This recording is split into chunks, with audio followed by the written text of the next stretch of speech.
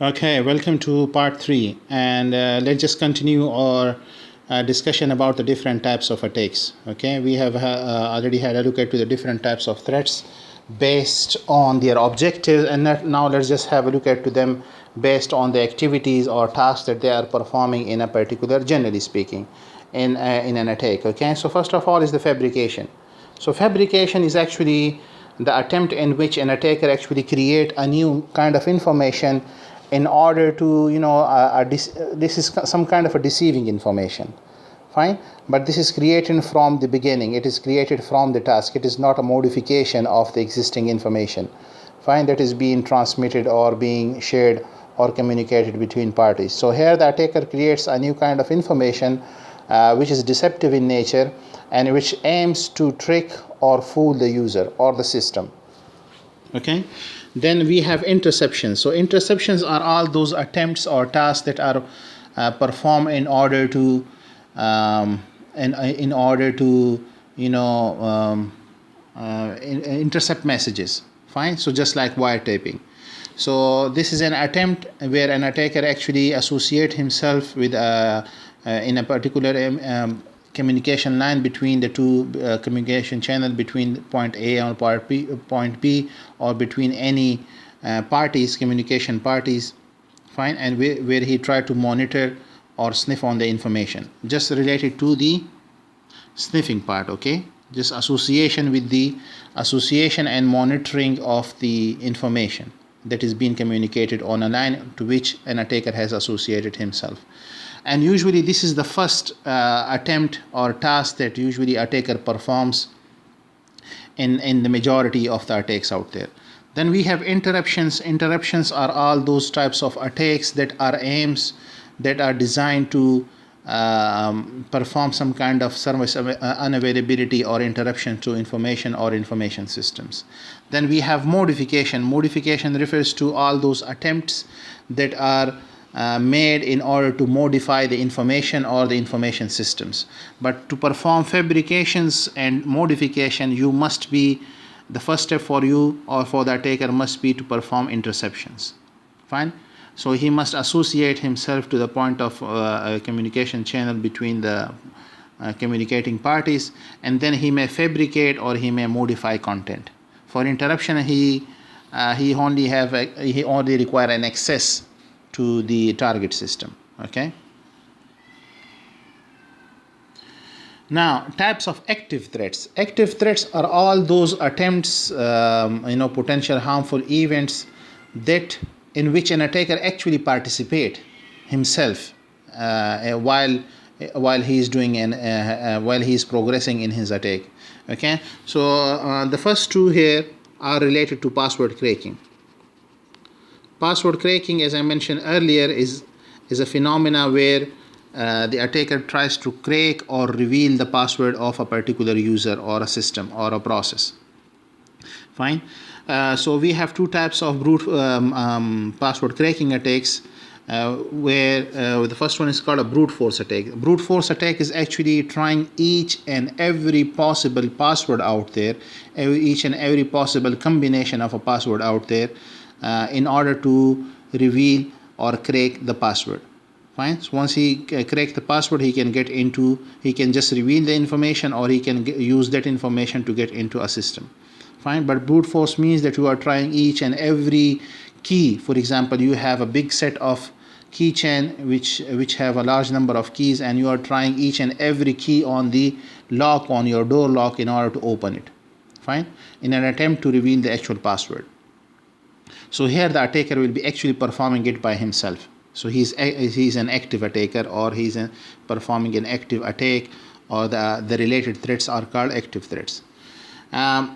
Dictionary password attack are again geared towards, or the objective is to crack an attack. But here the attacker actually make use of a dictionary of common passwords. So you can find different, just browse Google, password dictionaries.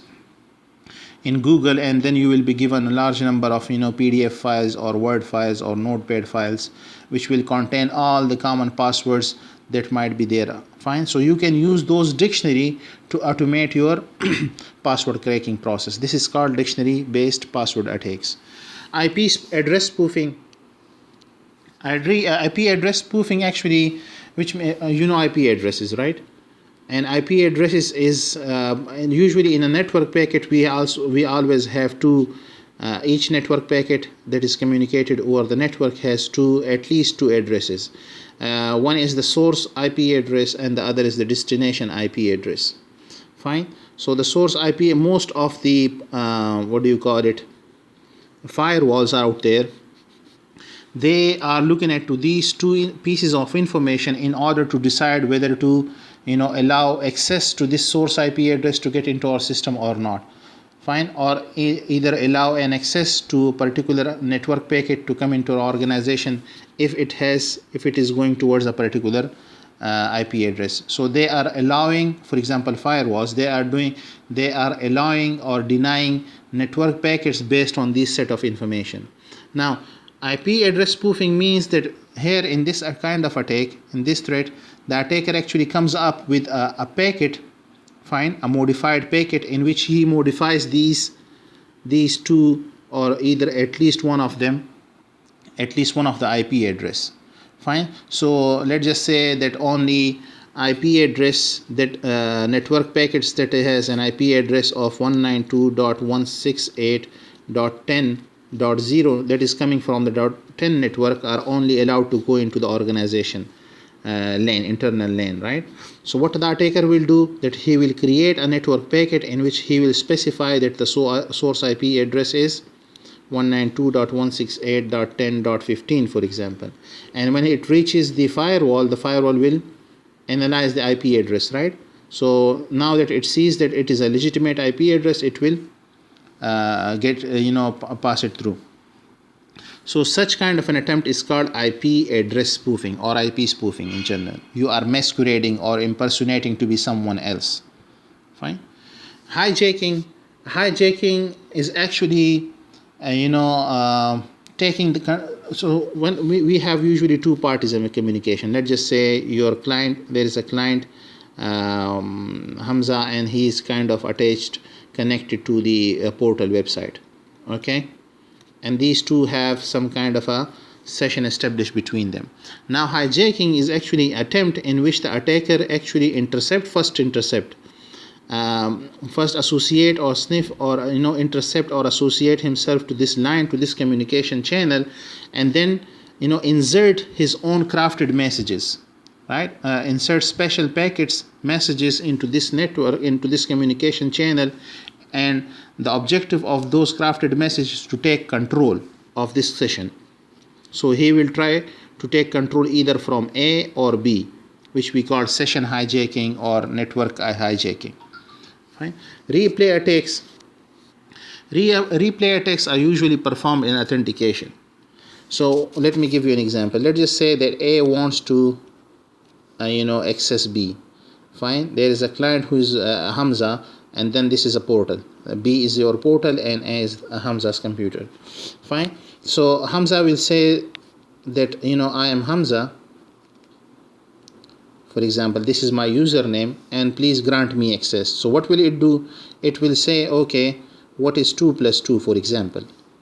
Fine. This is called a challenge, and Hamza will say 4. So when the portal receives this 4 information, he will say that yes, or it can be its password or something like else, right? So for example, it is not 2 plus 2, but actually a request from the server to send me your password. So Hamza will be sending him his password. When the password or this number is matched or processed, and if it is true, if it is a true or expected variable, it will accept Hamza. Fine. Now what if this mechanism is used all the time? Fine. So all the time for authentication. So there might be an attacker, fine, a bad guy, and let's just say he has an understanding of how this authentication system works. So what will he do?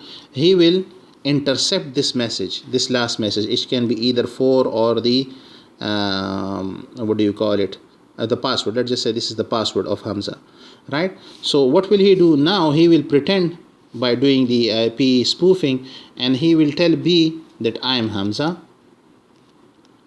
fine, and the B will tell him, okay, send me your password, and Hamza will send him his password. He is expecting that Hamza will be sending a password. Now, because he has already a record of this password, he will send the password. So he is actually replaying this token again to this server in order to get himself authenticated, right? So it can be a password, it can be some other string, which is always be presented to the server, always be presented to the server. Let's just say the server is always asking about 2 plus 2, fine, and he is always sending 4. So if the attacker knows that it is sent, always 2 plus 2 is requested and always the answer is 4, or always the password is requested and the password is sent, then he may record, intercept this message, keep him with his record, and later on replay it to the server to get authenticate himself. Fine, this is called replay attacks. But this is usually, this is nowadays very easy to circumvent, because here you have to make sure that you are sending something random which will be changed all the time. So one time if it is changing 2 plus 2, fine, and the next time when Hamza or someone else is going to authenticate, it will be asking for 10 plus 13 or maybe 3 times 10. So every time he is expecting a different answer. So in that case, intercepting this message is not useful at all, fine. So anyhow, but when an attacker is representing, fine, or replaying a particular credential token to a particular destination server for authentication, this is called a replay attack. Man-in-the-middle attack are in general, when an attacker actually intercept and sits between the communication between two persons. So sometimes it is called interception, sometimes it is called association, sometimes it is called man-in-the-middle attack. Social engineering is actually threats or attacks in which an attacker actually make use of his confidence or his expert communication skill to connect to a person, not necessarily over the internet, but maybe through phone or maybe physically face to face, and the objective is to extract information, valuable information out of that person. So he's actually manipulating the target, the victim, the person who is a silly guy, who is an innocent person, and he can be tricked or fooled by anyone, fine. So this kind of an attempt is called social engineering. You socially engineer a person, you socially manipulate a person. This can be done via email, this can be done via physical face to face, it can be done via not Facebook, the other thing, by using any mechanism, okay. The objective is to take the other person, the target, into confidence. Phishing, you already know what is phishing. It is an email based attack in which an attacker send a formal email pretending to be coming from an organization which is formal, for example a bank or a university, or maybe from your HOD, fine, and it will have a link, it will have a URL which will be asking you to in order to update your systems, we are updating the systems, for example, or you might want to doing some kind of a story, a formal story to persuade the user so that he can click on that link, and once he click on that link, he will be redirected to a page which is lookalike of that of the university or lookalike of that of the bank, and when he was there will be a login credential or some form to extract information, to record information. Once the user provide his information, then he might be further redirected to the actual website, but the objective of the attacker at that time is fulfilled, where he actually extracted the personal information or the sensitive information from the user, fine. So this is an attempt using email in which a fake email is being presented to a user, and then there is always a link, and that link actually goes or redirect the user to some lookalike website, find the resource, online resource, where it will be asking credentials, some sensitive information from the user. Farming. Farming is actually the same. The objective and the mechanism of the farming is exactly the same as the phishing. Fine. So you will be actually redirected here again to a website where you will be asked to provide a fake website where you will be asked to provide some credentials, right? So the objective is the same, where you are actually extracting sensitive information from the user, but the technique or the vector used, the method used for the attempt is different. Here you are using URLs and emails. Fine. And here you are actually using the DNS cache. You remember DNS? DNS is a protocol. When you say take me to your, when you go to your browser and write www.google.com, fine, your browser doesn't know what is google.com. It only knows an IP address. So this URL has to be transformed into an IP address by some guy, right? By some process. That process is called, this conversion from a URL to an IP address is the responsibility of a protocol that we call domain name service or domain name system, right? That works on port number 53. Forget about the port. But the functionality of the DNS protocol is to convert a given URL to an IP address. Now, this is not done all the time. So it doesn't mean that whenever you write google.com, it will always be converted into an IP address. No, it is only done one time. So this conversion is only done one time, and then this mapping of google.com into its IP address, this record is actually stored in your system in a place that we call DNS cache, DNS memory. Fine. So all of the website that you have previously visited, all of their URL to IP mapping is actually here in this DNS cache. Fine. Now here what the attacker do is that there is actually a command in command prompt, which is IP config and display /display DNS. Fine. If you give this command in your command prompt, you will be presented with you can see your DNS, the entire DNS cache. Fine. Anyhow, here the attacker in the farming and in the phishing, the end objective is the same, where is the user is taken to a fake website and asking for a credential, right? But in farming, in phishing, we do it by either through email, and in there is a URL waiting to be clicked. But here in farming, this is done, redirection to a fake website is done by using DNS cache poisoning. DNS cache poisoning. Now, DNS cache poisoning is a technique in which an attacker actually poison or modify. You can say poison mean modify the content of the DNS cache. So what he will do in the DNS cache poisoning is that he will access your DNS cache, and instead of Gmail, let's just say the IP address is A, for example. Fine. This mapping he will change it to he will change this Google URL to an IP address of his choice, of his fake address, IP address. Fine. So you will be, when you enter Google or gmail.com, now you will not be redirected here, but actually will be redirected to this fake website. Fine. So in DNS cache poisoning, they actually poison or modify the content of the DNS cache so that when a user insert the the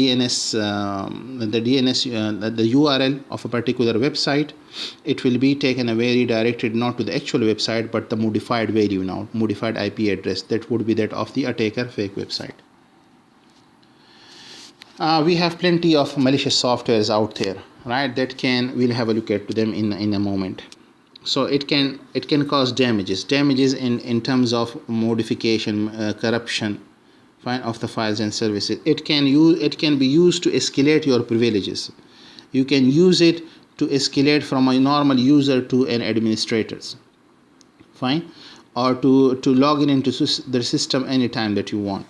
It can disclose this private information by spywares. So they will be continuously monitoring your keystrokes, and then it will be sending it back to the attackers. It can be also used for screen recorders. They can also use your camera, find your camera settings, and whatever you are doing, they will be keeping a video of it, recording a video of it, and then it will be sending it to the attacker. It can also modify, corrupt, or delete your data. Fine. Now let's have a look at the different types of malicious softwares out there. In general, they are either called malicious software, malwares, or malicious softwares. They are both the same thing. So what are viruses? Again, these are programs. All of them are software, programs, codes. Fine. They attach themselves or copies of itself to another program on a computer. Fine. They can never activate themselves. They can, just like any other virus, COVID, for example, right? COVID, if it is out there in the air or somewhere lying on the table, nobody is going to infect from it, unless it attach itself to an active body, right? To an active program. In case of computer virus. So what will they can never activate themselves. So they will associate themselves with a legitimate program, and whenever that program is executed by the user, it actually is activated, and your system will be infected. Fine. So this is how it works. So it infects a host program, an active program. When that program is activated by the user, then it also gives the authentication for the virus to be activated. So it tricks the computer into following instructions not intended by the original program developer, and it can be any types of instruction: deletion, corruption of the information, maybe locking of your files, whatever it is. User who runs the infected program means the one to which the virus has attached itself. It authenticates the virus to spread. So this is how virus is spread. Otherwise, there will be just a normal file on your operating system, lying there somewhere on your hard disk. Worm here is the guy who can replicate, who can spread itself, as compared to a virus, right? Virus cannot spread itself. A worm can. This is one differentiation. The other differentiation is that usually, most of the time, majority of the time, let's just say 95% of the time, virus is a bad file. So it will infect, modify, delete, corrupt your information. But virus, they only replicate itself. The only thing that it does, that it will create a copy of itself, either in your entire hard disk or over the network, depending upon its program. Okay. Sometimes you might have seen that there is a folder created by its own, copy of a folder which has been created by its own, right? And then when you actually go to another folder, you will also see another folder with the same, and it will have no contents, empty folder. So it is an indication that your system actually has a worm.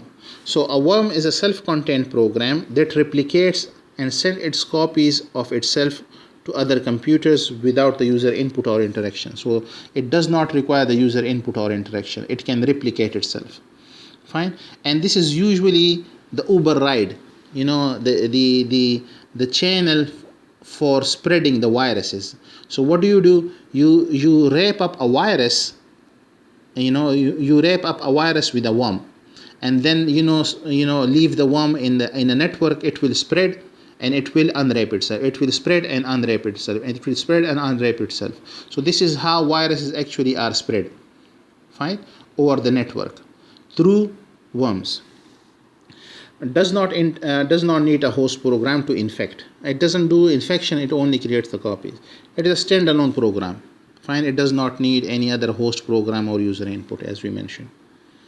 Trojan horse. I hope you have watched Troy, the movie, in which there was this big wooden horse that was known as a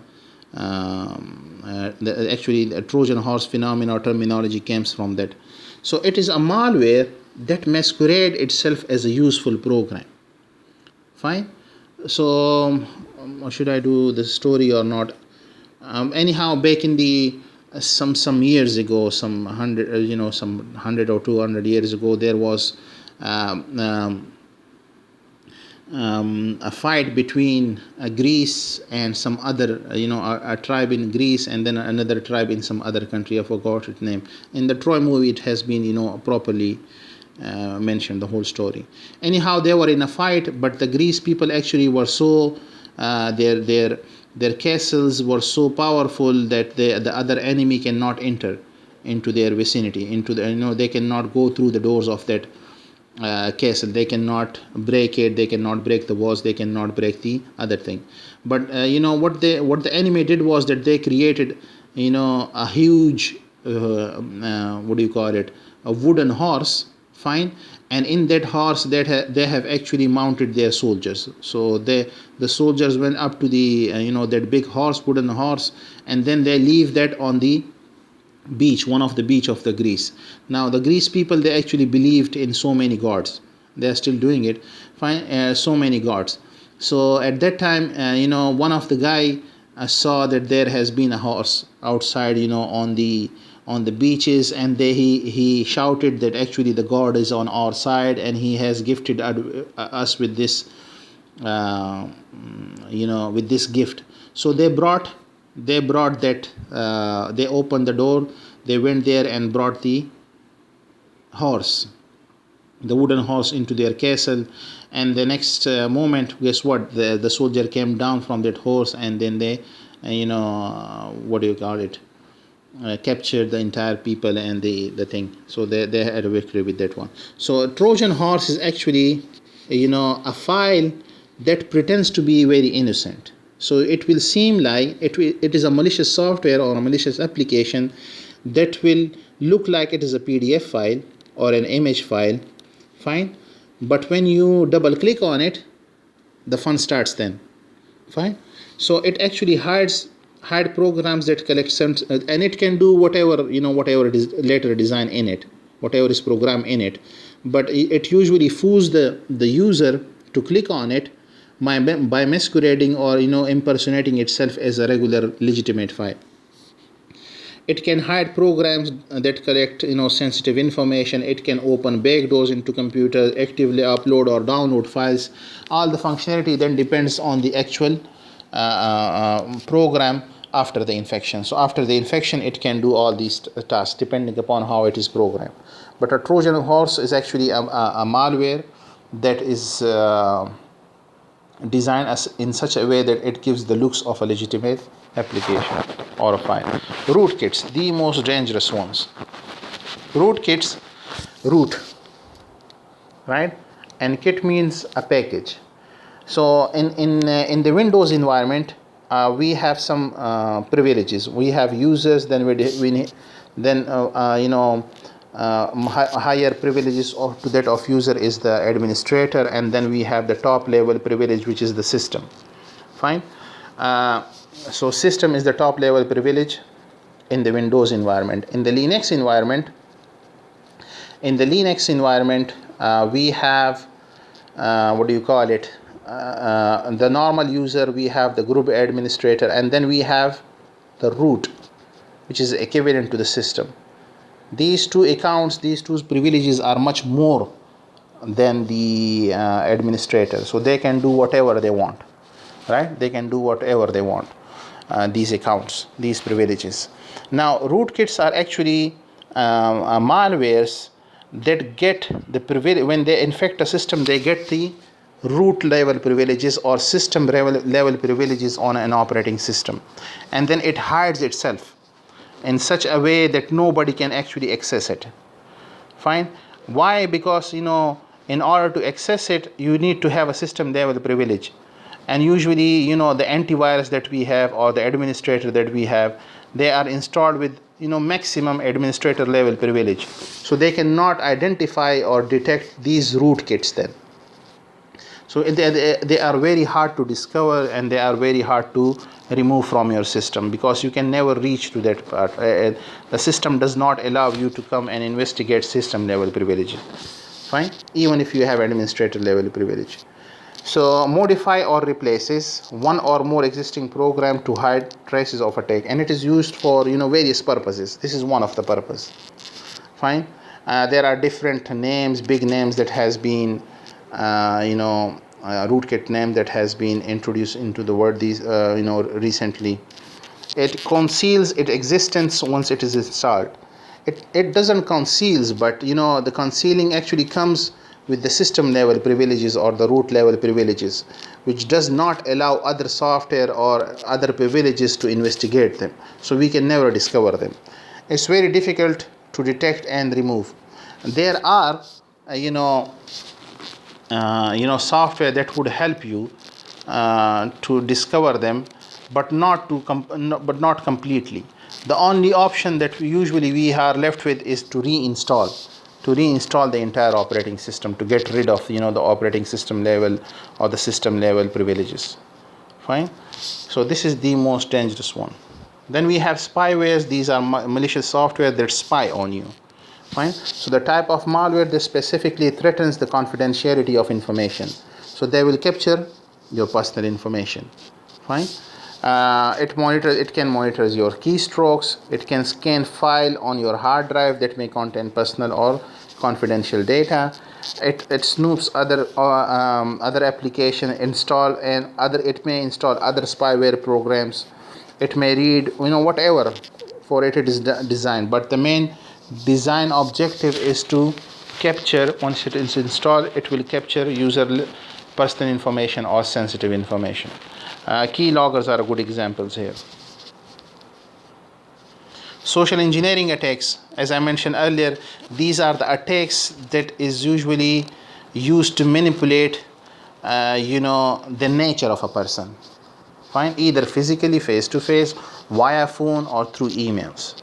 Fine. So they attempts to socially manipulate a person, and the objective is to extract valuable information.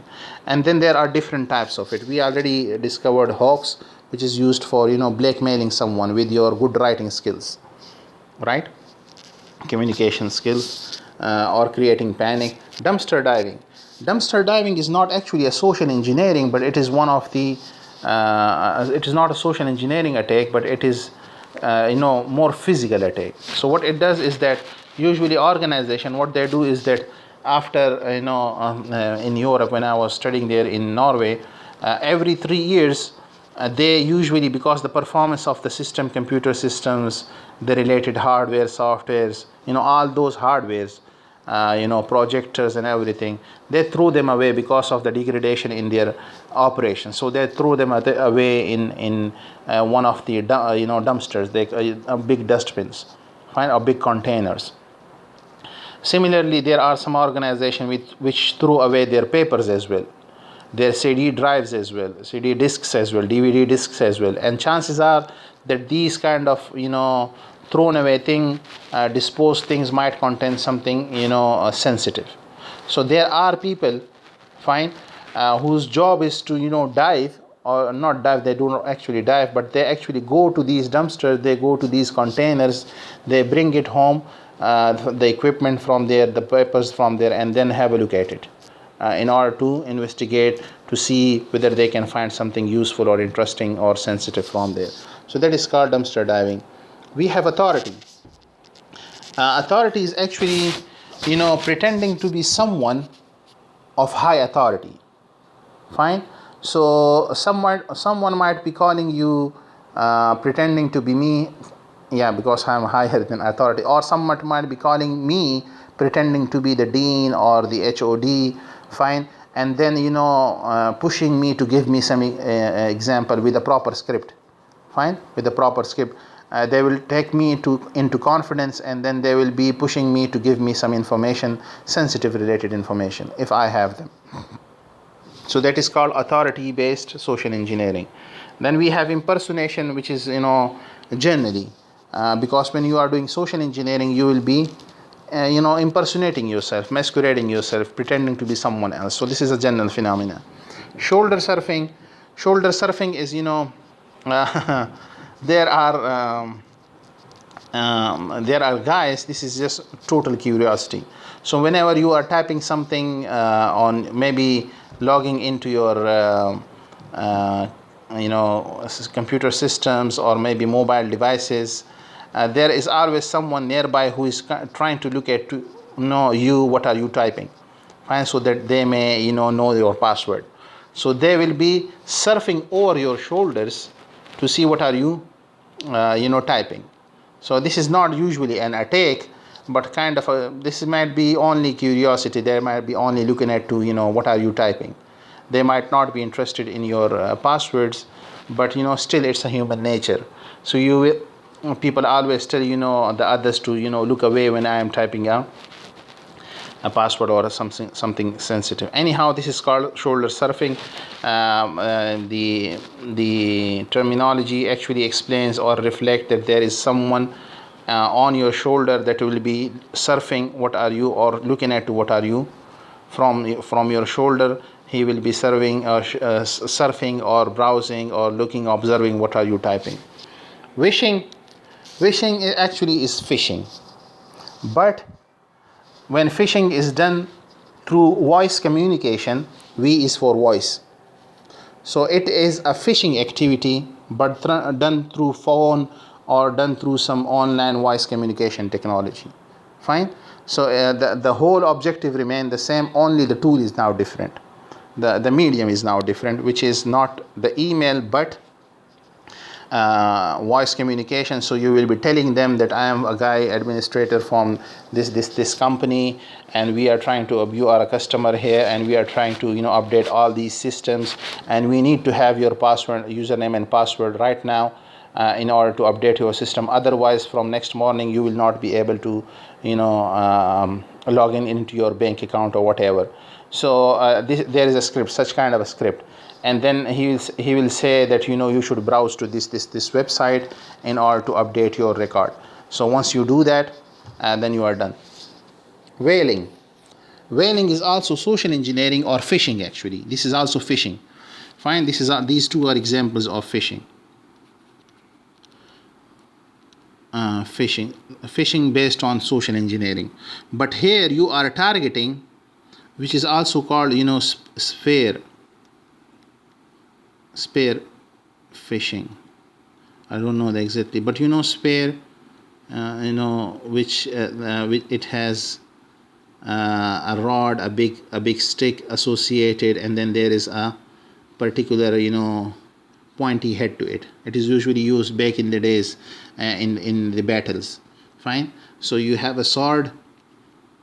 Fine. And then you have this, we call it in I don't know what you call it, but we call it neza, a spear. So a spear phishing or whaling is actually phishing which is targeting a particular, see, this will only be targeting a particular person, usually the big guy. So whale, actually the whaling means that you are targeting a big whale a big fish in a company, right? Usually the CEO or maybe the CTO. So you are targeting a bigger authority in the company, and then you are targeting it via phishing. Okay. So let me know if you have question in these. I hope you will understand. If not, I'm always welcome. Some wireless related threats, attacks. Let's have a look at to them as well. We have bluejacking. Bluejacking is actually spam that is being sent to using Bluetooth technology, and you are sending spam messages to a Bluetooth enabled device. This is called bluejacking. Simple as that. Blue snarfing is an attack or a threat in which an attacker actually, by using Bluetooth technology, blue actually is from the Bluetooth, fine, which is a wireless technology. So blue snarfing is actually an attempt to steal information from a target Bluetooth enabled device. Simple as that. So when some attacker is performing stealing of information or sensitive information from a Bluetooth enabled device using the Bluetooth technology, it is called blue snarfing. Then we have evil twin. Evil twin is actually a Wi-Fi related attack. So here, how do you connect to your Wi-Fi? So you go to your Wi-Fi settings and then look for a particular access point, right, which has a particular name. For example, here in the SQU we have the edu roam. So once you find it, you will like to connect to it. Fine. Now what the attacker would have done is that he might come up with an access point, wireless access point or Wi-Fi access point with the same name. Fine. With the same name, so we call it the evil twin. So it is a twin, so the twin can, we can comprehend the twin part because it has the same, we call it the SSID or the Wi-Fi name. Okay, so that SSID and Wi-Fi name is the same, so from that we can say that it is twin. But why is it even? Because once you connect to it, all your communication, it will be giving you the entire access to the internet and all. Fine. But all your communication is going through that access point to the internet, right? So what it will do, that it will monitor intercept all those information that you are sending through that access point. So whether it is your bank transactions, whether it is student registration, whether it is status update in the Facebook, whatever it is, it will be monitoring it. Packet sniffing, we already know what is packet sniffing, but in terms of in wireless communication. And in wireless communication, it becomes very easy because there is no wires attached, right? So no one can even see you to come, and you are actually putting up a cable to that network in order to intercept messages over it, right?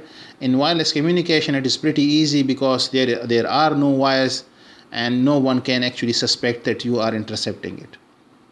You might be sitting somewhere under the tree listening to music while doing sniffing, wireless packet sniffings. Replay attack, the same, we have already mentioned it. War chalking.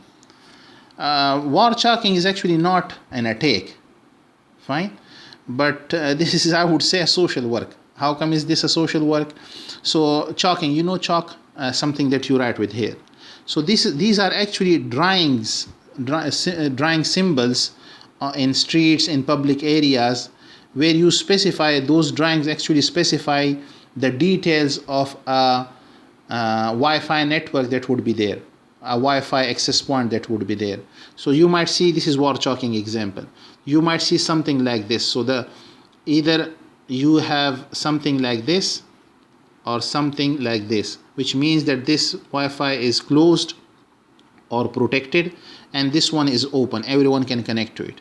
Then this one SSID means that this is the name of that Wi-Fi network. So for example, edu roam or visitors, whatever, and the one below it is showing you the speed or the bandwidth of that network. Fine. So it is a drawing technique that is used to specify the Wi-Fi network details in a particular public area. Fine. And there are a number of symbols that you can have a look at to just write war chalking examples or figures or images, and then you will see plenty of these examples with explanation. War driving is again associated with the Wi-Fi, right? So here the attacker actually, or a person attacker, I would say, attacker actually drives using his car. He is driving in his car while having an equipment which is looking for Wi-Fi signals, Wi-Fi access points. Not just the access points, but also he is trying to access different information from it. So he might have some wireless equipment, some specialized software, his laptop. He will put it there in the passenger seat in the front, and then he will be driving. While he is driving, he will be collecting all Wi-Fi access point information from the surroundings. This is called war driving. Again, it is not an actual attack, but it is actually information gathering. It is used for information gathering and very useful for attacker, because if you do not have a good idea about the background information of your target, it's not a good idea to attack someone, right, or attack a target. Jamming and interference. Jamming and interference is actually the denial of service attack, you can say, the DOS attack. So here it, what happens when you don't have signals, Wi-Fi signals, or your GSM mobile communication signals? What happens? You can never avail the service, right? Which means that the service is now down. It is denied to the actual user. So jammers or interference are actually devices. They produce, with antennas, of course, wireless. They produce a high frequency signal. Fine, a high frequency signal. Why would they do that? When a high frequency signal is being sent in a particular, or being published in a particular area, fine, it actually suppress the other signals in that area. So this is how you jam signals. Fine, this is how you these are usually in some I have seen it in some of the mosques as well. So there are jammers that are there in inside the mosque. Fine, and the objective is that it will suppress the actual mobile communication signals, so that no one actually receive any SMS or call or whatsoever, because sometimes it's way too awkward with the ringtone. Fine. So these are jammers, or it interferes or jams the actual signals. Fine, it doesn't block it, but it is so high in frequency that other frequencies in that area cannot communicate any further. Or also, when there is a let's just say, I don't know how to give that example. Let's just say that there is a high profile person. Let's just say the President of the United States. Fine. Now when he is moving on the road in his convoy on a particular road, what they do is that they actually put up all these jammers on the various vehicles in that convoy. The objective is that as they are moving along in that area on that road, that those jammers will actually be sending out high frequency signals, which will be suppressing the surrounding signals, and just to make sure that no attackers or terrorists are talking to each other over the phone. They can never communicate with those jammers anymore, right? So this is how protection of high profile people are also conducted. Yeah, I believe this is the last one. Let me get back to you in another one, otherwise it becomes an extremely huge file to upload.